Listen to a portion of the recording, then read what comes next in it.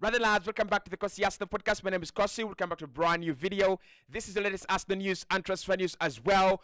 Yes, Arsenal are in the market to try and sign a winger. Mikel wants someone who can provide competition for Saka on the right-hand side. Now, we're looking at three names and we're going to be discussing all three names in this video. However, Arsenal are preparing a bid to sign Raphinha for 59.2 million euros. That is a 50 million pound bid to sign the Barcelona winger. Barca are saying they need up to 75 million pounds in order for them to sell Raphinha this summer. Otherwise, there will not be a deal. Should Arsenal splash 70 million pounds on Raphinha? Let me know in the comment box below. Now, we are also looking at Federico Chiesa as the other option, and we are also going to talk about Leroy Sane, because finally we know who the German international mystery player is, and that is Leroy Sane. Hit the like button, subscribe to the channel, and let's dive into the latest on the winger situation at Arsenal. So let's start off with a big story from Football London, who have just confirmed that Arsenal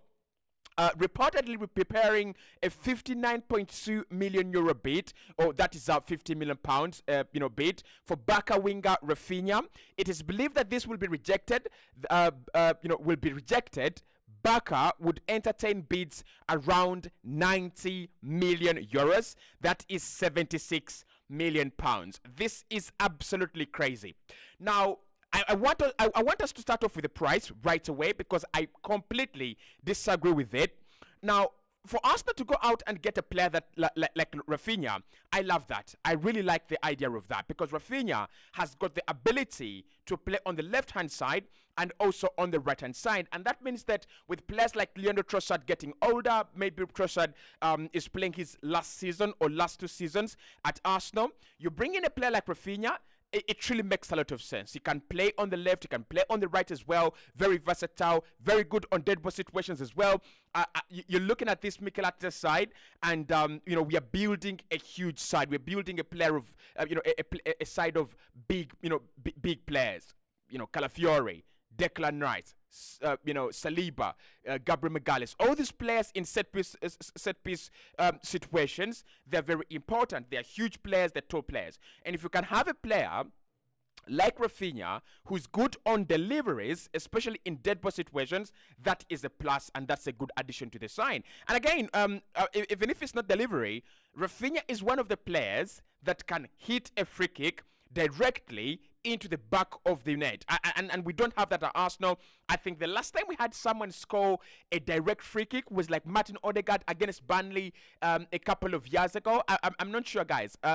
You can remind me, have we seen a free kick from an Arsenal player directly, without a deflection, without a header, directly going into the back of the net? We have not seen that. So Raphinha, in terms of the profile of the player, he would be a very, very good one. But the problem with the Raphinha deal is Barca have just signed him like 2 years ago, and they spent a lot of money on him, and they think that his value has gone up a little bit because he's been regularly playing for Brazil, and he's also been regularly playing for Barcelona under Xavi. So they're saying this guy's value has gone up. If you're going to give us money, you're giving us the 60 million euros we spent plus a profit. And Arsenal saying, we want to give you close to what you either paid or just about what you paid. So the price for me is a complete no. I would pay 90 million euros for Raphinha. I would pay 90 million euros for Bacola at PSG. I'm going to explain. And I would pay 90 million euros for a player like Kavicha Kvaratskhelia, or even more than that. And the reason for that is all the players I've talked about have the potential of coming in at Arsenal and massively change or massively raise the level. Now, although I like Raphinha, and although I've talked about a few of the things that he can do, when we got to the pitch, when we got to 1v1, together with Martinelli, I would rather keep Martinelli. I'd rather keep Martinelli because I feel like Martinelli has got a lot to offer as well on the pitch as much as Raphinha. And although Raphinha is playing for Barcelona right now, Gabriel Martinelli can have better seasons in an Arsenal jersey as compared to Raphinha for me. So 90 million is a no-brainer. Arsenal should not get anywhere close to that deal. Maybe, listen, For me, the 50 million euros, actually 50 million pounds, that is 59 million euros, that Arsenal are trying to spend, that is the right budget we should be spending on a winger. That is the right budget we should be spending, in that position. Again, you're not coming in to start right away. You're coming in to give us a little bit of depth. You might not even be as important in the first season because Saka is undroppable. Saka is a machine. Saka doesn't pick up injuries. Saka doesn't go to weddings. Saka doesn't. He literally is always, he's always present. So if Arsenal really want to bring in a guy to act as a spare tire to Bukayo Saka on the right-hand side, it can't be 90 million euros. It really can. And again, with Arsenal and Barcelona, I think this is a relationship that won't work. And the reason as to why this relationship between us won't work is you're looking at a club in Arsenal that are trying to spend much less as compared to the previous summers. And the reason as to why you're trying to do that is we have built our whole structure already. So we're trying to just add quality, just add some few additions. When you think about Barcelona, what are they trying to do? They're trying to maximize revenue. They're trying to say, we have financial problems, so we are going to sell some of our talents right now, and we are going to, sell them at the most expensive prices. So Raphinha would be a good player. Don't get me wrong. Creatively, very, very good. He's a very creative player. Can score a couple of goals as well. He's played in the Premier League. He's been on the radar for Arsenal, Mikel Arteta and Edu for quite some time. And that's very, very important. It means we've scouted him for quite some time. It means that we've monitored his progress. It means that he's a player that Arsenal know all about. But it's the price. It's the price. Now, would Barcelona be willing to sell? I think they would be willing to sell. If they can get Nico Williams, which is now becoming, by the way, a problem because, we are hearing rumors that Nico Williams could decide to stay at Atletico Bilbao for one more year, and then as he sees what happens. So if we are really going to see Nico Williams, right, go to Barcelona, then Raphinha has got to go, honestly, because it's Yamal, Ansu Fati, and Nico Williams, right? So Raphinha's got to go. But if they don't get Nico Williams, and I think Waibaka are saying, we are not really sure about this, right? Can you give us 90 million euros? Maybe we think about it. The reason as to why they're not 100% sold onto the idea of selling this guy is, what if they don't get Nico? So it should be, they get Nico Williams first, maybe for 60 million euros, and then they can move on one of the wingers they have in the team, and the most likely one to move on is Raphinha. So the Raphinha deal, 90 million euros, for me, I'm against it, 100%. Now, Arsenal are not monitoring Raphinha only. They're also looking at Leroy Sane, as broken yesterday by Florian Plattenberg. Now it's being picked up by TNT Sports. They're also saying that Arsenal are keeping an eye on Bayern Munich's Leroy Sane, as per reports. Mikel Arteta could be building a monster of a squad. So Leroy Sane is back. Leroy Sane is back in the news. Sane has his advantages, and the deal would be much easier if Bayern didn't lose out on Desire Doué. So they wanted to sign Desire Doué, and they also wanted to sign Olise. They did sign Olise, but they have still failed to sign Desire Doué. So there is an advantage to them signing Sane. There's a big advantage to them signing Sane. And the advantage to them signing, the advantage to them signing Desire Doué, not Sane, Desire Doué, is that the new manager in Vincent Kompany could have a new setup, and he would have younger players. As a young manager, you want to have younger players that are actually going to follow your ideas. So Sane is 28. The likes of Kimmich as well are 30, 29, and that's why you see that Bayern are trying to clear out all this older generation, because again, in terms of dressing room, Vicente Kompany is going to have a lot of friction from some of the older heads in the dressing room, and that's why I don't think that Bayern are 100% going to stand in the way of Leroy Sane unless they don't fulfill the gaps, unless they don't sign players they want completely, because it's being reported that this deal is currently in jeopardy because Bayern cannot get the players they want. But if Bayern can get the players they want over the line, Leroy Sane to Arsenal is a very realistic option. Now, this one is exactly the same as the Leandro Trossard deal. The difference between these two deals is that Trossard wanted out of Brighton and was pushing for a move.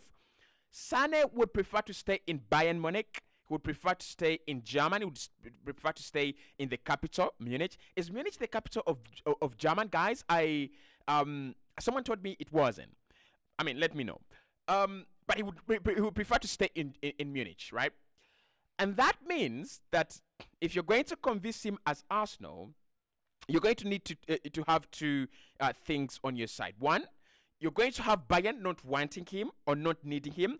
At the moment, they still need him 50%, right? 50%, they still need him. They still feel like, he's a player that can play without us getting the other players that we want. Secondly, you've got to give him a huge offer. Now, I don't think Arsenal are looking to give huge offers around to players in this summer. I think what we are trying to do is we're trying to get in players not earning a lot of money, like Mikel Merino, Ricardo Calafiore, and probably Sane if he allows to come to Arsenal and not earn these huge amounts of money.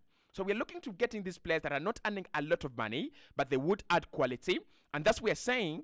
You're either very young, 21, 22, or you're either in your late 20s. 28, 29. And there, you're not really looking to pressurize the manager, why anti-playing and all that. You're just looking to, add value to the squad. So Leroy Sane will actually fit that role very well. And the deal as well, I mean, his contract runs down in 2025, as far as I understand. That is a deal that you can do for 30 million euros or even less than that, and you have your winger. So Sane would be the ideal player for Arsenal to sign as a winger this summer. Can play on the right, can play on the left, can play as a number 10. So he literally plays each and everywhere on that front line. He's worked with Mikel Arteta. He understands Mikel. Mikel understands him.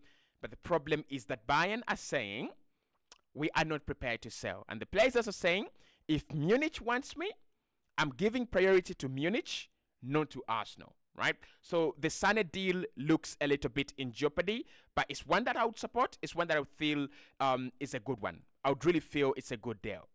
However, Arsenal are among two English clubs seeking out Federico Chiesa signing, and the other one is Tottenham Hotspur. So they are reporting that two English clubs are seeking out Federico Chiesa signing, and these London Derby participants.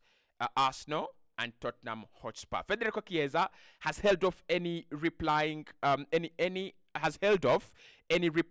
offers from the likes of Napoli and Roma to pursue his dream of playing in the Premier League. A number of English clubs are chasing him as we speak. Chiesa is the other one. Now, Chiesa is an interesting one. Why Chiesa is an interesting one is it's like a very easy deal to do that nobody wants to do. And again, you've got to have questions. Why is it an easy deal to do that no one wants to do? Why are we talking 21 million for Chiesa? Why are we talking Juventus has said you can have him, we are selling, you can have him, let him go, and why don't we have clubs in for Chiesa? But it's a very, very easy deal. And I remember when we signed Leandro Trossard, Tottenham were there, but they were not that serious, right? They were not that serious. And we took Trossard, and Trossard became money. I want to tell this to Arsenal, and I want to reassure Arsenal. Chiesa will be money.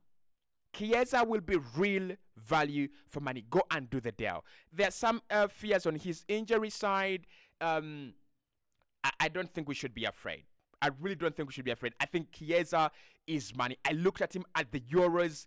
He's a player that can change a game. He's a player that can add something to the game. And I think he's also a big game player as well as a player. So you bring him in, he can change games, in Liverpool versus Arsenal, in Arsenal versus Man City. He can come in and change those games.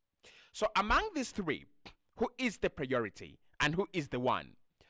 First and foremost, Chiesa is an easier deal than any of the other two.